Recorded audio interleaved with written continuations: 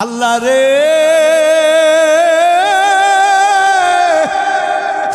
এই গুনাহগুলি নিয়া তোমার দরবারে কেমন করে হাজির হব আল্লাহ বড় ভয় লাগে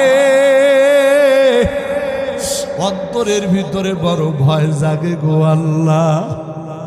তবে আমি একটা কথা জানি আল্লাহ গো, মানুষ যতই গুনাহ করুক না কেন মানুষের এই গুনার শেষেও তো তোমার রহমত আছে গো আল্লাহ। আল্লাহ আমি শুনেছি মানুষের গুনাহ যতই বড় হোক না কেন আল্লাহ মানুষের গুনাহ থেকেও নাকি তোমার রহমতের দরিয়া আরো বিশাল। ওগো মালিক, জীবনে তোমার সিজদা দেই না,